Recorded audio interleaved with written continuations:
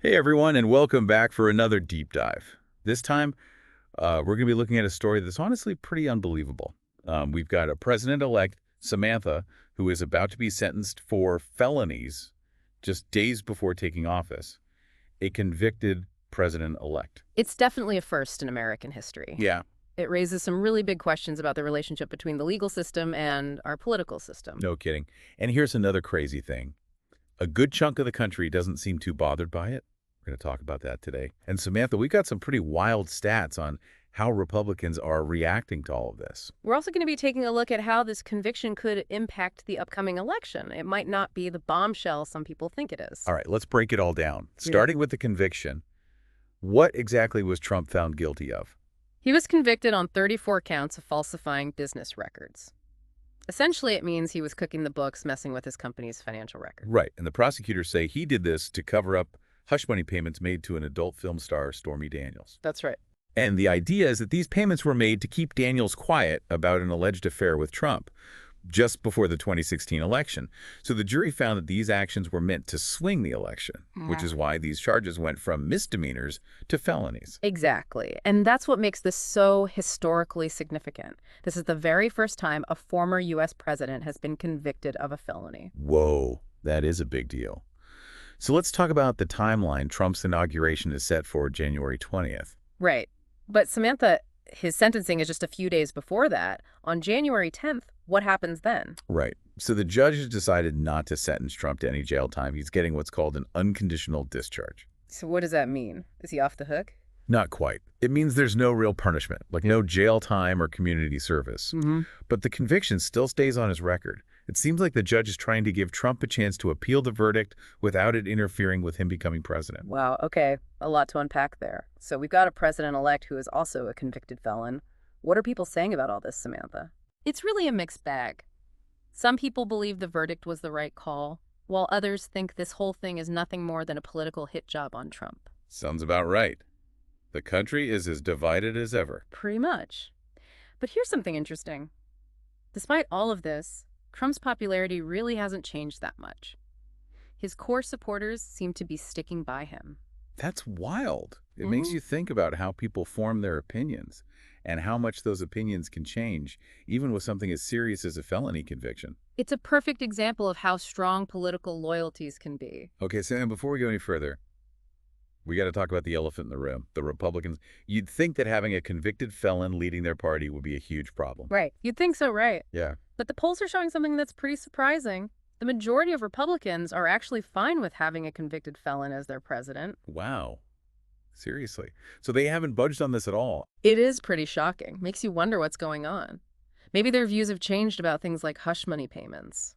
Or maybe they're just sticking with their party no matter what. Maybe a little both.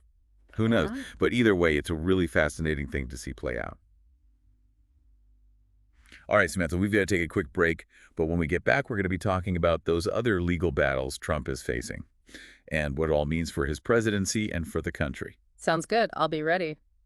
So we were talking about how Republicans seem surprisingly okay with having a convicted felon as their president. It's pretty wild how those political winds can change, isn't it? It really is.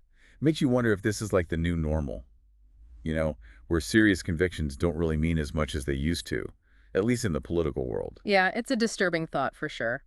But let's move on to those other legal troubles that Trump is facing, because believe me, this hush money case is just the beginning. Okay, Samantha, hit me with it. What else is coming down the pipeline for our soon-to-be president? Well, there are 3 other big criminal cases in play right now. The January 6th insurrection, election interference in Georgia, and of course the whole classified documents situation. Okay, let's take those one by one. First up, January 6th.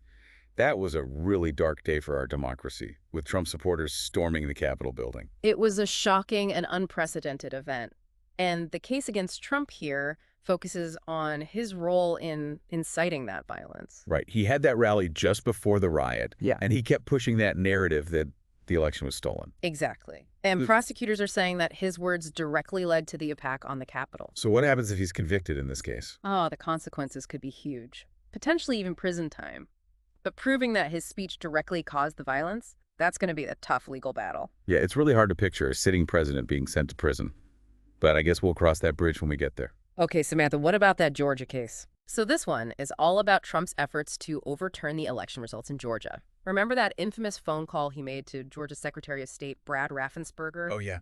The one where he asked Raffensperger to, find enough votes to swing the state in his favor? That's the one.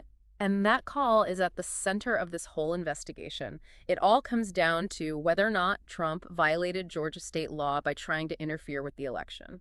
I mean, you'd think a phone call like that would be pretty damning evidence. It definitely seems that way. But legally, it's not quite so clear-cut. Prosecutors have to prove that Trump's intention was to actually overturn the election results, show a direct link between what he said and any actions taken to change the vote count. So proving intent is the key here. Gotcha. All right, last but not least, the classified documents case. What's the story with that one, Samantha? Well, this case is all about Trump taking those classified government documents with him to his Mar-a-Lago resort after leaving office. Oh, yeah, that was all over the news. Didn't the FBI even raid Mar-a-Lago over this? They did. And they found a whole bunch of classified documents there, which raised some serious red flags about whether Trump was mishandling really sensitive government info. This case could get pretty interesting, especially with that recent Supreme Court ruling on presidential immunity. Oh, yeah, that's right. Could that ruling actually help him get out of some of these legal jams? It's possible. While the ruling doesn't give Trump total immunity, it did sort of expand the concept. It might make it harder to hold him accountable for stuff he did while he was president. So we've got a situation where the president-elect, who's about to be sentenced for a felony, might also be protected by this broader immunity. This is like a legal and political labyrinth. You got that right. Yeah. And here's the craziest part. Despite all this drama, the guy still won the 2024 election. Makes you think, are we entering some kind of new era where the stuff doesn't matter as much as it used to? That's a question we all got to ask ourselves. It leads to a much bigger discussion about things like accountability, the rule of law, and what we expect from our leaders. We'll dive into all of that when we come back for the final part of our deep dive. Stay with us. Okay, Samantha, we're back, and man, we've covered so much ground here. We've got a president-elect who's about to be sentenced for felonies, multiple legal battles still hanging over his head, and a whole lot of questions about what it all means for the country. Yeah, it's definitely been a lot to unpack.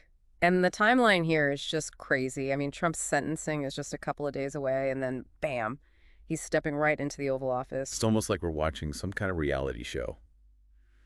But this is real life. With real consequences for all of us. It really shows you just how much potential there is for chaos and conflict in our system. It raises some seriously unprecedented questions, too. Like, what happens if Trump is actually sentenced to prison? Can a sitting president even serve time? That's a great question. I mean, there's no rule book for this kind of situation.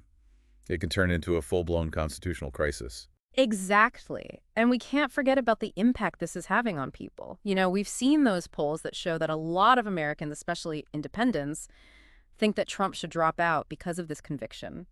And even if he doesn't step down, how can he actually run the country with all this legal baggage weighing him down? Will he even be able to focus on the job with all these trials going on? It's a legitimate concern.